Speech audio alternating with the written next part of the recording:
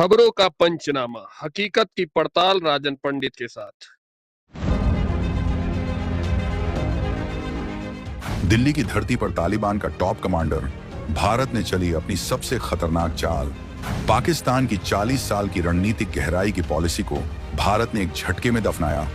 तालिबान ने दिया भारत को सबसे बड़ा भरोसा, एक झटके में फेल हुई चीन पाकिस्तान की साजिश।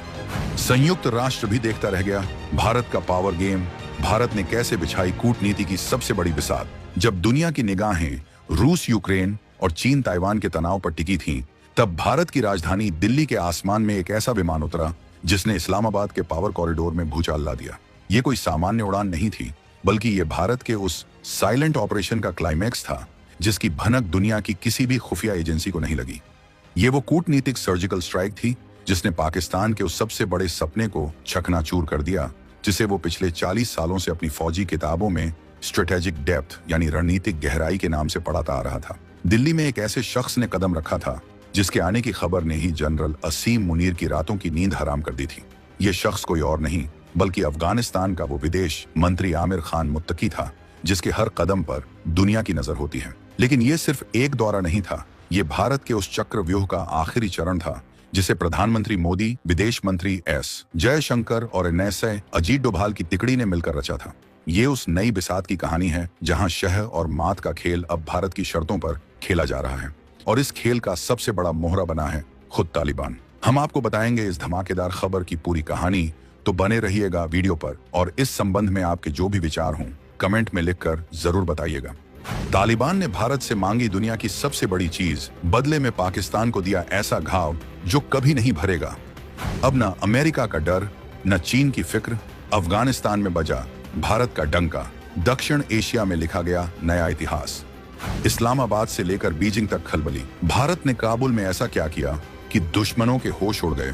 तो चलिए इस कहानी की परतें खोलते हैं। आखिर आमिर खान मुत्तकी का दिल्ली आना इतनी बड़ी बात क्यों है? इसे समझने के लिए आपको 4 साल पीछे 2021 में जाना होगा। जब अमेरिका अफगानिस्तान छोड़कर भागा और तालिबान ने काबुल पर कब्जा किया तो सबसे ज्यादा जश्न पाकिस्तान में मना था। पाकिस्तानी जनरलों को लगा कि अब अफगानिस्तान उनकी जेब में है। वो तालिबान को अपनी कठपुतली बनाकर भारत के खिलाफ इस्तेमाल करेंगे, कश्मीर में आतंक फैलाएंगे और भारत को पश्चिमी सीमा पर हमेशा उलझाए रखेंगे। लेकिन वो ये भूल गए कि ये पुराना भारत नहीं था। भारत ने खामोशी से अपनी चालें चलनी शुरू कर दी थी। सबसे पहले तो ये समझिए कि तालिबान के लगभग सभी बड़े नेताओं पर संयुक्त राष्ट्र यूएन ने ट्रैवल बैन लगा रखा है, यानी वो अपने देश से बाहर कदम भी नहीं रख सकते। तो फिर मुत्तकी दिल्ली कैसे पहुंचा? यहीं से भारत का खेल शुरू होता है। भारत ने अपनी डिप्लोमेटिक पावर का इस्तेमाल करते हुए संयुक्त राष्ट्र सुरक्षा परिषद में तालिबान के लिए विशेष छूट की मांग की। भारत ने दुनिया को यह समझाया कि अफगानिस्तान में शांति और स्थिरता के लिए तालिबान से बात करना जरूरी है और दुनिया भारत की बात को टाल नहीं सकी। ये भारत की पहली बड़ी जीत थी जिसने पाकिस्तान को पहला झटका दिया। अब जब मुत्तकी दिल्ली पहुंचे तो बातचीत के टेबल पर 2 सबसे बड़ी बातें हुई। पहली, तालिबान ने भारत को लोहे की तरह पक्का भरोसा दिया कि अफगानिस्तान की 1 इंच जमीन का भी इस्तेमाल भारत के खिलाफ किसी भी आतंकी गतिविधि के लिए नहीं होने दिया जाएगा। ये लाइन सिर्फ एक बयान नहीं है, ये पाकिस्तान के ताबूत में ठोकी गई सबसे पहली कील है। सालों से पाकिस्तान कश्मीरी आतंकियों को अफगानिस्तान की जमीन पर ट्रेनिंग देता आया था, लेकिन अब तालिबान ने सीधा कह दिया ये दुकान अब बंद हो चुकी है। तालिबान का यह आश्वासन पाकिस्तान के लिए एक बुरे सपने जैसा था, क्योंकि अब उसका सबसे बड़ा प्रॉक्सी वॉर का मैदान ही उसके हाथ से छिन चुका था। लेकिन कहानी में असली ट्विस्ट तो अब आया। इस भरोसे के बदले में तालिबान ने भारत से एक ऐसी मांग कर डाली जिसने पूरी दुनिया में हलचल मचा दी। तालिबान के प्रवक्ता सुहेल शाहीन ने साफ साफ कहा कि भारत को अब तालिबान सरकार को आधिकारिक तौर पर मान्यता दे देनी चाहिए। ये एक बहुत बड़ी मांग है क्योंकि अभी तक दुनिया के किसी भी देश ने तालिबान सरकार को मान्यता नहीं दी है। तालिबान का भारत से ये मांग करना ये दिखाता है कि वो पाकिस्तान के बजाय अब भारत को इस क्षेत्र का असली पावर सेंटर मानने लगा है। वो जानता है कि अगर भारत ने उसे मान्यता दे दी तो दुनिया के बाकी देशों का नजरिया भी बदल जाएगा। अब आते हैं इस कहानी के सबसे रोमांचक हिस्से पर कि कैसे भारत के इस एक कदम ने पाकिस्तान के 40 साल पुराने रणनीतिक गहराई के सिद्धांत को मिट्टी में मिला दिया। ये रणनीतिक गहराई आखिर है क्या? आसान भाषा में समझिए, पाकिस्तान की फौज हमेशा से ये मानती आई है कि अगर कभी भारत से जंग हुई और पाकिस्तानी फौज हारने लगी तो वो पीछे हटकर अफगानिस्तान में चली जाएगी और वहां से दोबारा भारत पर हमला करेगी। मतलब वो अफगानिस्तान को अपने पिछवाड़े की तरह इस्तेमाल करना चाहती थी। इसी सपने को पूरा करने के लिए पाकिस्तान ने पहले मुजाहिदीन को पाला और फिर तालिबान को खड़ा किया। उसे लगता था कि काबुल में हमेशा उसकी सुनने वाली सरकार बैठेगी।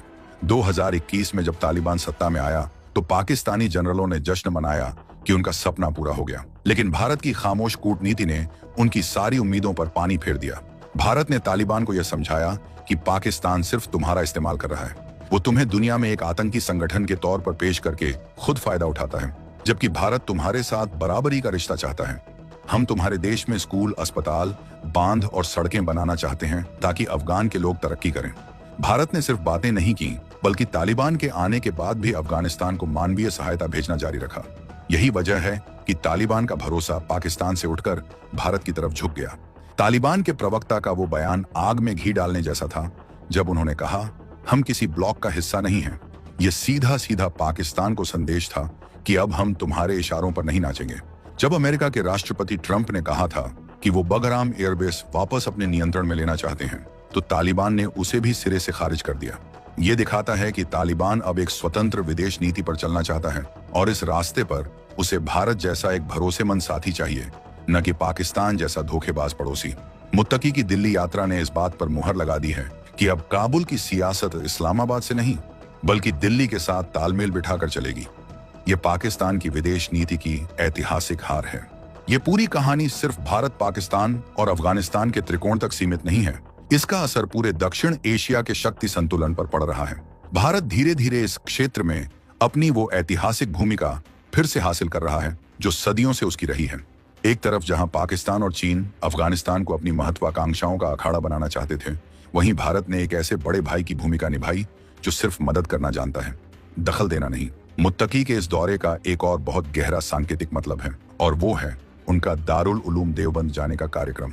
देवबंद वो जगह है जहां से देवबंदी विचारधारा की शुरुआत हुई, जिसे तालिबान भी मानता है। लेकिन देवबंद के उलेमा हमेशा से भारत के बंटवारे के खिलाफ रहे हैं और उन्होंने हमेशा राष्ट्रवादी रुख अपनाया है। तालिबानी विदेश मंत्री का देवबंद जाना दुनिया को और खासकर पाकिस्तान को एक संदेश है कि तालिबान अपनी विचारधारा की जड़ों को भारत में देखता है, न कि पाकिस्तान में, जिसने इस विचारधारा का इस्तेमाल सिर्फ आतंक फैलाने के लिए किया। इस पूरे घटनाक्रम ने अमेरिका और चीन को भी नए सिरे से सोचने पर मजबूर कर दिया है। अमेरिका देख रहा है कि अफगानिस्तान से निकलने के बाद भारत ही वो एकमात्र देश है जो वहां स्थिरता ला सकता है। वहीं चीन, जो अफगानिस्तान के खनिजों पर नजर गड़ाए बैठा है, अब उसे भी भारत के बढ़ते प्रभाव से चिंता होने लगी है। उसे पता है कि जहां भारत मौजूद होगा वहां चीन अपनी मनमानी नहीं कर पाएगा। भारत ने तालिबान से बात करके यह साबित कर दिया है कि जटिल से जटिल मामलों को भी अपनी शर्तों पर सुलझाने का दम रखता है। ये नई भारत की विदेश नीति है जो संवाद भी करती है और शक्ति प्रदर्शन भी, जो शांति की बात भी करती है, लेकिन अपने राष्ट्रीय हितों से कोई समझौता नहीं करती।